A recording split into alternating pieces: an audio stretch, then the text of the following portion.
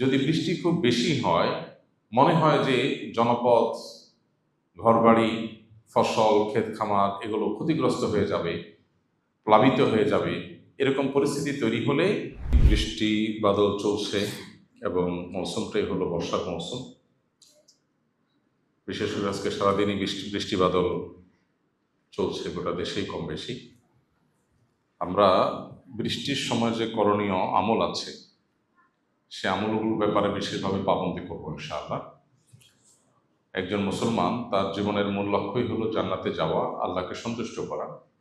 আর জান্নাতে যাওয়ার জন্য সে যত রকমের পরিবেশ পরিস্থিতি তৈরি হবে, প্রত্যেকটা ইস্যুতে সে তার জান্নাতে যাওয়ার পথ খোঁজার চেষ্টা করবে। কি কাজ করলে আল্লাহ খুশি হবেন, কি কাজ করলে নেকামলের পাল্লা ভারী হবে, কি কাজ করলে তার নেকামলটা সেফ এবং নিরাপদে থাকবে, বদামল থেকে বেঁচে থাকবে।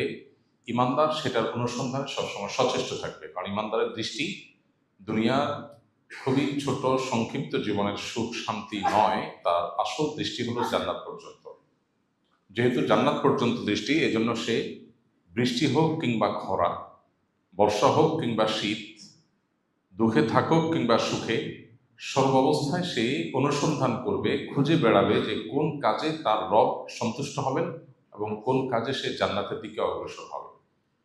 এই জন্য বৃষ্টি বাদলের এই সময়টাতে আমাদের রব সন্তুষ্ট হবেন, খুশি হবেন, আমাদের জান্নাতের পথ সুগম হবে যদি আমরা এই সময়টাতে আল্লাহ নবী মোহাম্মদ সাল্লাল্লাহু আলাইহি সাল্লামের বাতানো সুন্নাহগুলোকে আমল করি। এর মাধ্যমে শুধু জান্নাতে যাওয়ার পথই সুগম হবে না, আল্লাহ রাব্বুল আলামিন দুনিয়াতেও আমাদেরকে হায়াতে তৈয়্যিবা বা পবিত্র, সুখময়, স্বাচ্ছন্দ্যময় জীবন দান করবে। প্রাচুর্য এক জিনিস, আর সুখ আর স্বাচ্ছন্দ্য আরেক জিনিস। অনেক প্রাচুর্য, অনেক সহায় সম্পদ, অনেক নিজের মনের মতো করে জীবনটাকে সাজিয়ে ফেলতে পারা, স্বপ্নের মতো করে সবকিছু করে ফেলতে পারা, এটা আর আল্লাহ রাব্বুল আলামিন প্রদত্ত সুখ দুটা সবসময় এক হয় না। অনেক সময় দেখা যায় প্রাচুর্য আছে কিন্তু সুখ শান্তি নেই। তো আল্লাহ তাআলা কোরআনে কারিমে বলেছেন, মান আমিলা মিনকুম সালিহান মিন যাকারিন ওয়া উনসা ফালানুহয়িন্নাহু হায়াতান তাইয়্যিবা।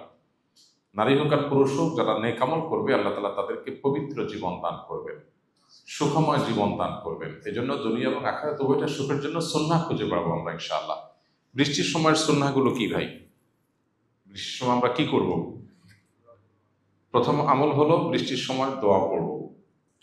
একটা বিশেষ দোয়া আছে, আল্লাহুম্মা সাইয়্যিবান নাফিআন। আজকে কি কেউ এই দোয়াটা পড়েছি আমরা? আমি বলার আগ পর্যন্ত পড়েছেন কেউ? মাশাআল্লাহ, খুব ক্ষীণ কণ্ঠে জি শোনা যাচ্ছে, অর্থাৎ খুবই অল্প স্বল্প মানুষ হয়তো পড়েছে। অথচ দোয়াটা আমরা বেশিরভাগ মানুষই জানি, আওয়াজ শুনে বোঝা গেল আমাদের সবারই জানা দোয়াটা। তো জানা জিনিসটা আমল হয় না, এই জন্যই ওয়াযাক্কির ফাইন্না যিকরা তানফাউল মুমিনিন, আমরা একে অন্যকে স্মরণ করাই দিব। আমাদের দাওয়ার টিচাররা, অন্য ভাইয়েরা, বিভিন্ন হোয়াটসঅ্যাপ গ্রুপে অন্য সহকর্মীদেরকে আমরা আল্লাহর জিকির, আল্লাহর স্মরণ, জান্নাতের পথে বিষয়গুলোকে স্মরণ করাবো। কারণ শয়তান সে সর্বক্ষণ তার নিরলসভাবে কাজ চালিয়ে যাচ্ছে আমাদেরকে জাহান্নামে নেওয়ার জন্য। অতএব আমাদেরও নিরলসভাবে চেষ্টা চালাতে হবে সেটা ঠেকাবার জন্য। এই জন্য একে অন্যকে স্মরণ করাবো ইনশাআল্লাহ। বৃষ্টির সময় আমরা দোয়া করবো, আল্লাহুম্মা সাইয়্যিবান নাফিআ, আল্লাহ উপকারী বৃষ্টি দান করুন, আল্লাহ উপকারী বৃষ্টি দান করুন। আর যদি বৃষ্টি খুব বেশি হয়, মনে হয় যে জনপদ, ঘরবাড়ি, ফসল, ক্ষেত খামার এগুলো ক্ষতিগ্রস্ত হয়ে যাবে, প্লাবিত হয়ে যাবে, এরকম পরিস্থিতি তৈরি হলে তখন আমরা দোয়া করব, আল্লাহুম্মা হাওয়ালাইনা ওয়ালা আলাইনা, আল্লাহুম্মা হাওয়ালাইনা ওয়ালা আলাইনা। আল্লাহ পাহাড়ে, পর্বতে, নদী নালাতে যেখানে বৃষ্টি হলে পরিবেশ শান্তও থাকবে, আবার আমাদের প্লাবনের সমস্যাও হবে না, বন্যায় ক্ষতিগ্রস্ত হব না, সেসব জায়গায় বৃষ্টি দেন। বলা আলাইনা, আমাদের যে সমস্ত জায়গায় বৃষ্টি দিলে ঘর বাড়িতে, ক্ষেত খামারে আমাদের ক্ষতিগ্রস্ত হবো আমরা, রাস্তাঘাট ডুবে যাবে, সেখানে বৃষ্টি দিবেন না। আমাদের ইয়াকিন আজ ভয়াবহ পর্যায়ে গিয়ে থেমেছে। বস্তুবাদ আমাদেরকে এমনভাবে গ্রাস করে ফেলেছে, পৃথিবীর আর্টিফিশিয়াল দুনিয়ার চমক আমাদেরকে এমনভাবে গ্রাস করে ফেলেছে এবং সম্মোহিত করে ফেলেছে যে আমরা আসলে এই সমস্ত আমল দ্বারা যে কাজ হতে পারে সেই বিশ্বাসটা আমাদের ঠুনকো হয়ে গেছে, দুর্বল হয়ে গেছে। মদিনায় একবার অনাবৃষ্টি হচ্ছিল। নবী আলাইহিস সালাম ইস্তিসকার সালাত আদায় করলেন, আল্লাহর কাছে বৃষ্টি প্রার্থনা করলেন। এরপর আল্লাহ বৃষ্টি দিলেন।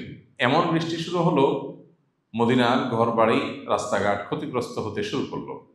নবীজি যখন আল্লাহর কাছে দোয়া করলেন, আল্লাহুম্মা হাওয়ালাইনা ওয়া আলাইনা, এরপরে বৃষ্টি আবার থেমেও গেল। এখন আপনি বলবেন যে এখন তো আমরা লক্ষ লক্ষ মানুষ এরকম দোয়া করি, কই এরকম ঘুরের মতো কাজ করে না তো।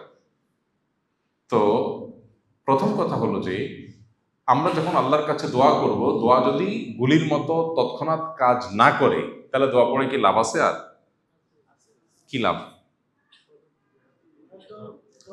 আর দোয়া ও হুয়াল ইবাদা, দোয়া করাটাই ইটসেলফ একটা ইবাদত। বান্দা যা চায় আল্লাহ অনেক সময় তা দিয়ে দেন, অনেক সময় তা না দিয়ে আল্লাহ রাব্বুল আলামিন তাকে কোনো এর চাইতে জরুরি কোনো জিনিস যেটা সে চায় নাই, খেয়াল করে নাই, সেটা আল্লাহ তাআলা দেন এটার বিনিময়। আবার অনেক সময় দোয়ার বিনিময় দুনিয়াতে কিছুই না দিয়ে এটা জমা রাখেন, আখিরাতে তার বিনিময় আল্লাহ তাআলা দেন। বান্দার দোয়া যদি যথাযথভাবে হয়, দোয়া বিফলে যাওয়ার কোনো কারণ নাই। তো এই জন্য ইমানদার বান্দা আল্লাহর কাছে দোয়া করেই যাবে এবং দৃঢ় বিশ্বাস রাখবে যে আল্লাহর কাছে দোয়া বিফলে যায় না।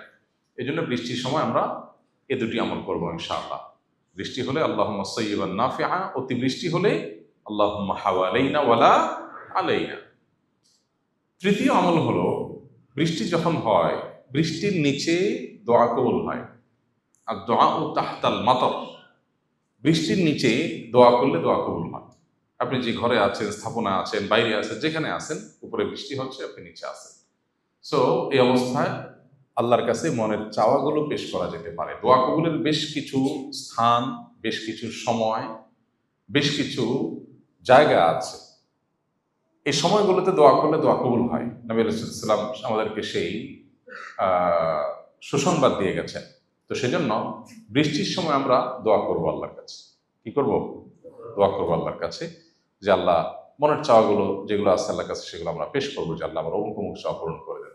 তাহলে বৃষ্টির সময় একটা হলো আপনার ধরা বাঁধা দোয়া, হাদিসের শেখানো ফরম্যাটের দোয়া, সেটা তো আছেই। আর এর বাইরে মনের বিভিন্ন চাওয়া পেশ করার একটা দারুণ সুযোগ হলো বৃষ্টির সময়।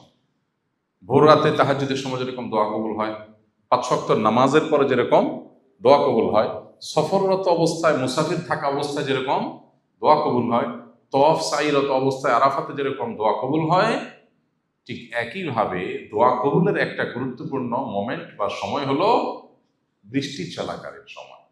অর্থাৎ আপনি যে জায়গায় আছেন সেই জায়গায় যদি বৃষ্টি হয়, তাহলে ওই জায়গায় দোয়া করলে দোয়া কবুল হয়। এই জন্য আল্লাহর কাছে মনের দোয়াগুলো পেশ করবো ইনশাআল্লাহ। ৪ নম্বর সুন্নাহ হলো বৃষ্টির মাঝে মধ্যে বৃষ্টি গায়ে লাগানো সুন্নাহ। বৃষ্টি গায়ে লাগানো এর মানে এইটা না যে আপনি শেয়াল ভেজা হয়ে ঠান্ডা লাগাই ফেলবেন। আমাদের তো বৃষ্টি গায়ে লাগে, সুন্নত আদায়ের নিয়তে বৃষ্টি গায়ে লাগানো হয়েছে কখনো? তাহলে আমলটা করবো ইনশাআল্লাহ।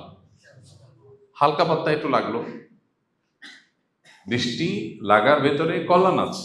নবী রাসূলুল্লাহ সাল্লাল্লাহু আলাইহি ওয়াসাল্লামের কোনো সুন্নাহ থাকার মানেই হলো এর মধ্যে কল্যাণ আছে। তাহলে সেক্ষেত্রে মাঝে মধ্যে বৃষ্টি গায়ে লাগাবো। বিশেষ করে যদি কখনো গোসলের আগে সুযোগ থাকে, দেখা গেল বাইরে কোনো কাজ আছে, একটু কাজ করলেন, রাস্তাটা পরিষ্কার করে ফেললেন, হালকা একটু ভিজলেন, এসে পরে গোসল করে ফেললেন। অবশ্যই সচেতনতার সাথে যাতে ঠান্ডা লাগার মতো ভেজা না হয়। তাহলে বৃষ্টি গায়ে লাগানো এটাও কিন্তু সুন্নাহ। ঠিক একইভাবে বৃষ্টি যদি ভয়াবহ আকার ধারণ করে, বন্যা পরিস্থিতি হয়, তাহলে সেক্ষেত্রে একে অন্যের সহযোগিতা করতে হবে, একে অন্যের পাশে দাঁড়াতে হবে। আল্লাহ রাব্বুল আলামিন আরও যে সমস্ত আমালগুলো আছে, প্রতিটা পরিবেশ, প্রতিটা সময়ের, প্রতিটা পরিস্থিতির সময় আল্লাহ তাআলা আমাদেরকে করণীয় আমলগুলো করার তৌফিক দান করুন। আস-সুন্নাহ ফাউন্ডেশন, উম্মার স্বার্থে সুন্নাহর সাথে।